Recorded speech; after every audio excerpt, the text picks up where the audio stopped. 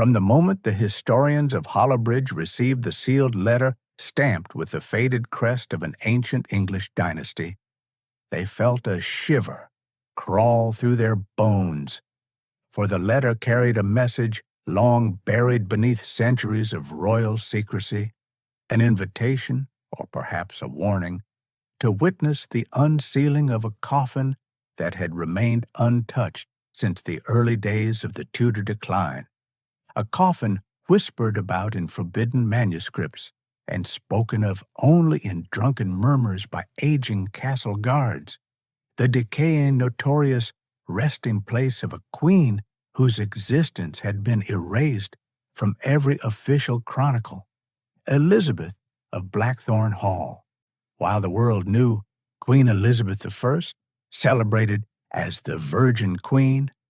This Elizabeth was of another kind, a shadowed echo, a royal figure removed from the lineage and buried in silence, and her coffin, hidden beneath a crumbling abbey in northern England, was said to hold not only a decomposing body, but the weight of a secret the monarchy never wanted the world to discover.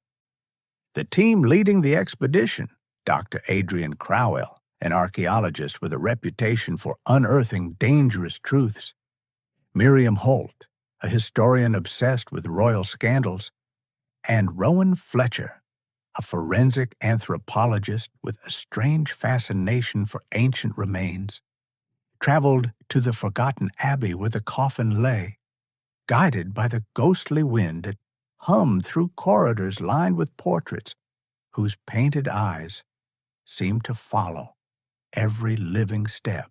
The villagers they passed along the winding road warned them against going further. They shared tales of a stench so foul it seeped through stone walls on summer nights, of shadows seen dragging themselves across moonlit floors, of footsteps echoing in locked rooms, and of the unnatural decay that had begun at the abbey ever since the coffin had been placed there centuries earlier. But curiosity, fueled by ambition, arrogance, and that insatiable hunger for forbidden history, pushed the scholars forward, for nothing draws the human spirit more fiercely than the promise of unraveling what was meant to stay hidden.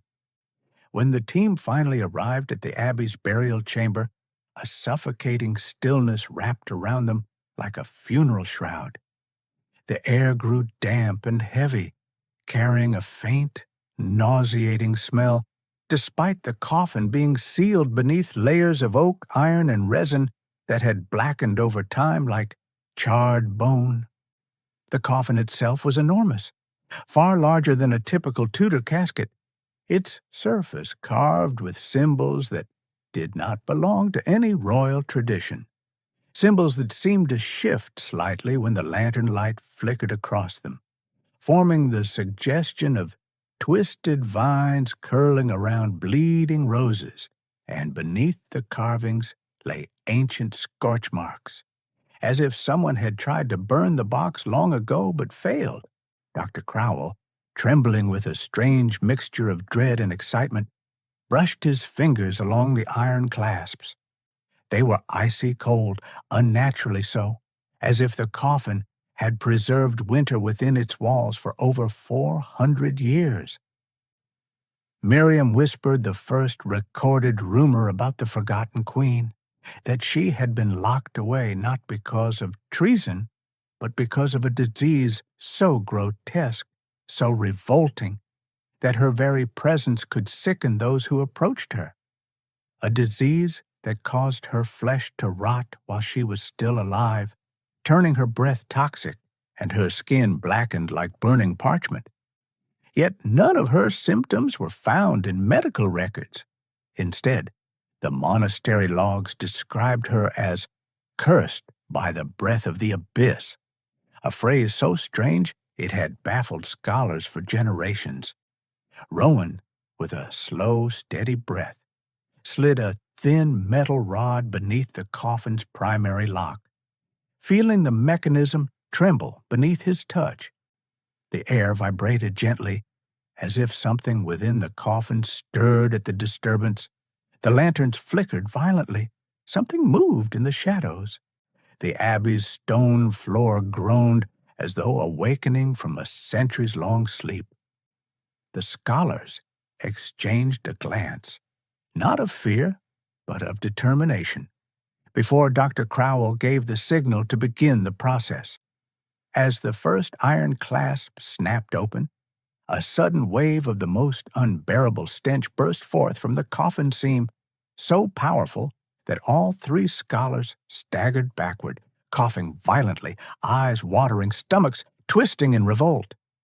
The odor was indescribable, a fusion of rotted flesh, sulfur, mold, and something else, something far older and more unnatural, something that seemed to reach into the lungs and claw its way toward the soul.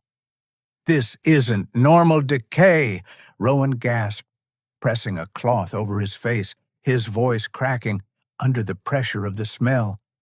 Miriam, shaking uncontrollably, whispered that one of the old legends had described the Queen's burial chamber as the Pit of the Forsaken, a place where light dared not linger.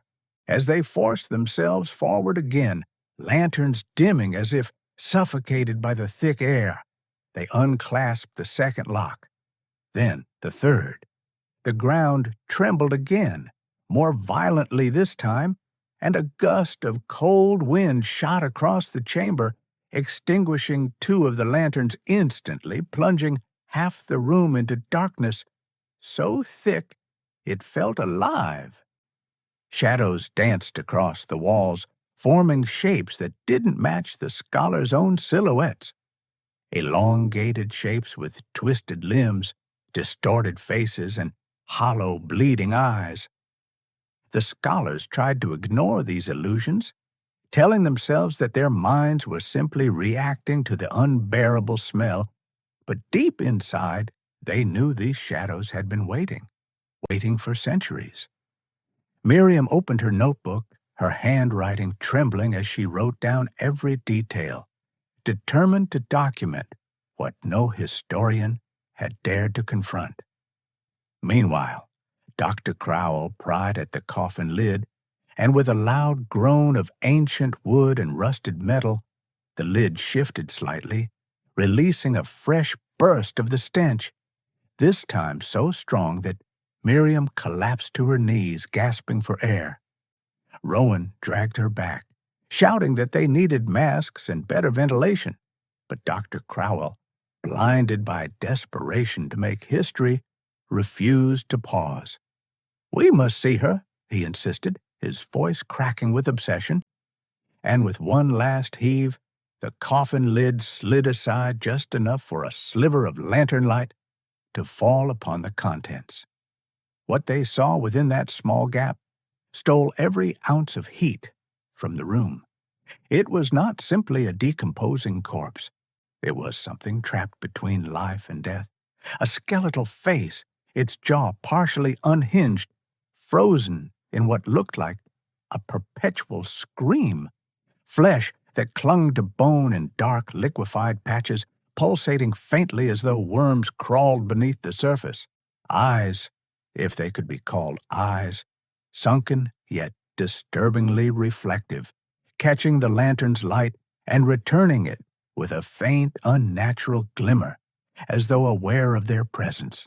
The skin was stretched tightly over the skull, blackened and cracked like a charred mask, and parts of the Queen's clothing, royal silk embroidered with gold thread, were fused to the decaying flesh, as if melted into it. Rowan stepped closer, horrified yet entranced, and noticed something even more terrifying. The chest cavity seemed to rise and fall, very faintly, very slowly, as though the body, against all laws of nature, was still trying to breathe. Miriam screamed for them to close the coffin immediately, her voice echoing through the abbey, but before anyone could react, the body inside twitched, a tiny, barely visible movement, but undeniably real. A sound followed, something between a wheeze and a growl escaping from the skeletal throat. Dr. Crowell stumbled back, dropping his lantern, which shattered and plunged the chamber into near darkness. Only one lantern remained lit, casting a dim, trembling glow over the horror inside the coffin. And then, just as Rowan leaned forward, frozen in place, the Queen's decayed fingers twitched slightly, and a drop of thick, black fluid dripped from her robes, sizzling as it hit the stone floor. The smell grew stronger, as though the coffin had just begun to breathe back. The shadows on the walls lengthened. Something ancient had awakened, something older than the monarchy, something that had been waiting for its coffin to open. And as the room filled with a low, humming vibration, the scholars realized they had made a terrible mistake. The Queen's story had not ended in death. It had been waiting to begin. What followed after the awakening inside the coffin was not simply fear, but a crushing, ancient terror that seemed to seep from the walls themselves, as though the abbey had been holding its breath for centuries and now exhaled a long forgotten curse upon those who dared disturb what should have remained untouched. Rowan, still frozen near the coffin, felt his heartbeat thunder like a war drum inside his chest, each beat echoing the faint, unnatural rise and fall of the Queen's ribcage, while Miriam clutched her temples as if an invisible force pressed against her skull, whispering words in a language she could not understand yet somehow recognized deep within her trembling bones. Dr. Crowell stumbled backwards in blind panic until he slammed against the cold stone wall, his breath coming in sharp, broken gasps, his mind trying to rationalize what was happening, even though logic had long fled the chamber, replaced by primal instinct and a suffocating dread that seemed to swirl around the coffin like a living fog. The remaining lantern flickered weakly, its flame shrinking as if terrified of the darkness gathering behind it. And in that dim, trembling light, the Queen's blackened eyelids twitched again, revealing slivers of glossy, rotten orbs that gleamed with a faint silver glow, the kind of light that seemed to peer not merely at the scholars but through them, into their histories, their secrets, their inevitable fears. Rowan whispered, barely audible, "She's alive," or something like it. But before the words could settle, the coffin emitted a low guttural rumble, like the sound of an old beast waking after centuries of starvation.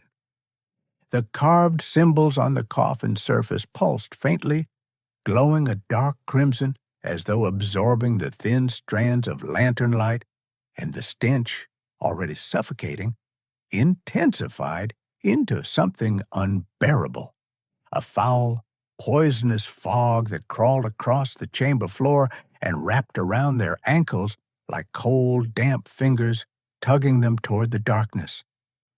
Miriam, trying desperately to steady herself, opened her notebook with trembling hands, her pen scribbling incoherent lines as though her hand was being guided by a force outside of her own control.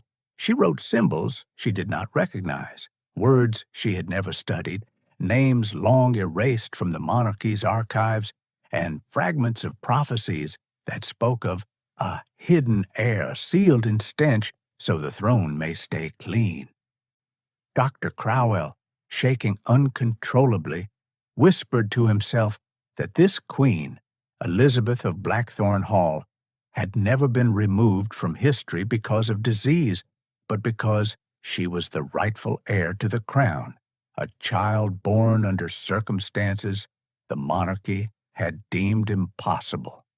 A twin born moments after the recognized Elizabeth, hidden away to prevent a succession war, cursed with an unnatural illness that grew worse with each passing year until her very breath was said to rot flowers and turn metal black.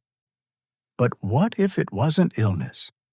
What if it was something passed down through a bloodline, too dangerous to allow near the throne?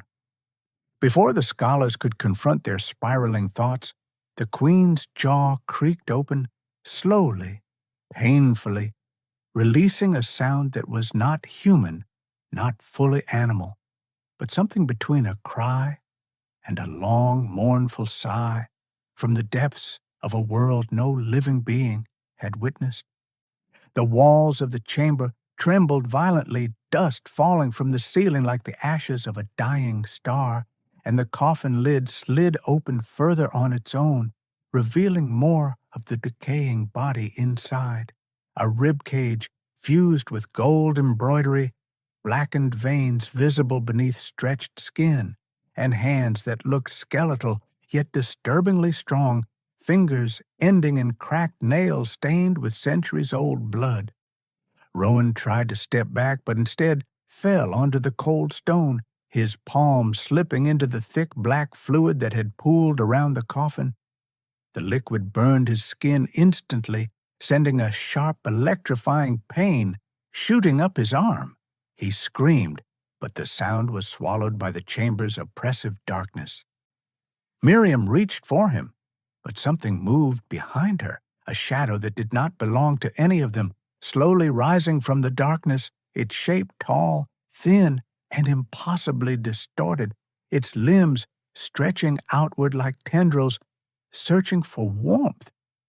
Dr. Crowell grabbed the lantern and held it up, the shaking flame revealing dozens of shadowy figures lining the chamber walls. Figures shaped like people, but not quite human. Their bodies twisted at unnatural angles, their faces smeared with hollow expressions of eternal suffering. "The cursed court," Miriam whispered, remembering the legend that Elizabeth had not been buried alone, but with those who had attempted to cure her, servants and physicians who had been locked in the chamber until they succumbed to the same corruption that spread from the queen's very breath. Their shadows were trapped for centuries, waiting for someone to disturb the coffin and free them from the eternal task of guarding the cursed air. The shadows moved closer, gliding silently across the floor, their hollow forms drawn to the scholars like starving wolves to prey. Rowan scrambled backward, pulling himself up despite his burning arm, and shouted for the others to shut the coffin again, but the lid would not budge.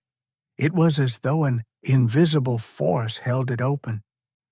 The queen's chest rose again, this time higher, and a thick, wheezing breath escaped her decayed throat, the sound echoing like a dying storm trapped inside a cavern doctor.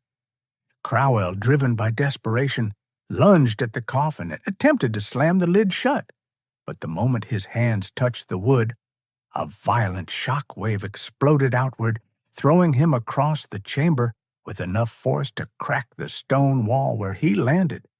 Miriam screamed his name, but he did not respond. His eyes were open, staring blankly at the ceiling, his mind overwhelmed by whatever ancient force had surged through his body. The shadows reacted instantly, swarming toward him like dark mist preparing to devour his soul. But just before they could reach him, a new sound vibrated through the chamber, a deep, resonant hum that did not come from the shadows nor the queen, but from the walls themselves.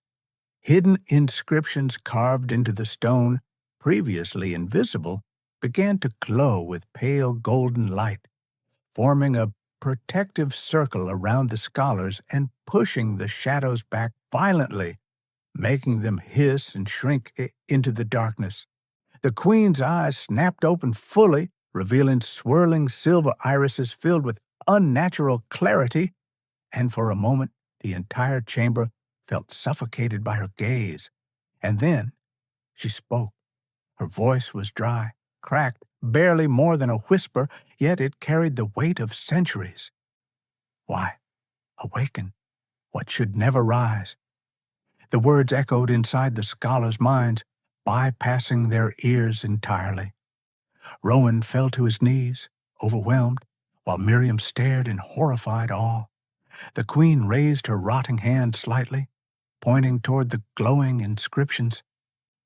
They sealed me, not for who I was, but for what I carried. Miriam felt a chill run through her spine. What? Did you carry? The queen exhaled a breath so cold it caused the lantern flame to freeze in place, the blue fire suspended mid-air like trapped lightning. A lineage, the queen whispered, one that would have ended theirs. It was then Miriam understood. This queen was not cursed by disease. She was hidden to erase an entire bloodline that threatened the monarchy's future.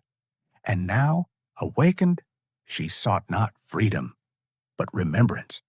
But the shadows, those bound to protect her and ensure the secret stayed buried, began to stir again, this time more aggressively, smashing against the golden barrier, cracking it like brittle glass. Rowan shouted that they had to escape, but the chamber door slammed shut, sealing them inside. Dr. Crowell suddenly gasped, life returning to his body, and he staggered to his feet, clutching his chest as though something inside him had awakened too. The queen's gaze shifted to him, and her rotting lips curled into a faint, eerie smile. "You," she whispered, "you carry the blood." The scholars froze. Dr. Crowell stared at her in disbelief. "What blood?" She pointed her skeletal finger at him. "Mine." Rowan stumbled back. Miriam's notebook fell from her shaking hands. The queen continued, "They hid me here, but my blood lived on, in the shadows of the unrecorded, in those whose names were changed, whose history was rewritten." And then she revealed the truth that shattered the chamber's remaining sanity. Dr. Crowell was a direct descendant of the forgotten queen, an heir whose lineage had secretly survived through centuries of erased records, silent adoptions, and altered names. Before he could react, the golden inscription shattered entirely, and the shadows surged forward like a tidal wave of darkness, no longer bound by ancient magic. The queen lifted her decaying body slightly, her voice now echoing with supernatural strength. "To free me, one of my blood must take my place." Dr. Crowell screamed as the shadows swarmed around him, wrapping his body in coils of icy darkness, lifting him off the ground as he clawed desperately at the air. Miriam and Rowan tried to pull him free, but the shadows burned their skin with each touch. The queen's chest rose for the final time as the shadows brought Dr. Crowell closer to the coffin, and then, in a sudden burst of sickening clarity, the queen's rotting body disintegrated into dust, centuries of decay collapsing into a cloud of dark ash, leaving only her clothing and a faint imprint of her body in the coffin. The shadows dragged Dr. Crowell downward, and before the scholars could react, he vanished inside the coffin. His screams cut off instantly. The lid slammed shut with a deafening boom. The stench evaporated. The shadows dissolved. The inscriptions dimmed. The lantern flame thawed and flickered gently again as though nothing had ever happened. The chamber fell silent. Rowan and Miriam shakily approached the coffin, but when they attempted to open it again, it would not move. It was sealed, perfectly, eternally, Rowan whispered, voice cracking. Did she take him?" Miriam stared with hollow eyes. "No," she said slowly. "He took her place." As they turned to leave the chamber, the ancient stone door opened by itself, and just before they stepped out, a faint sound echoed from inside the coffin. A single, gentle exhale. Not the queen's, Dr. Crowell's, alive, waiting, bound forever as the new guardian of a secret the monarchy had buried in stench and silence. And in that moment, Miriam realized something horrifying. The coffin never wanted to be opened. It wanted to be replaced.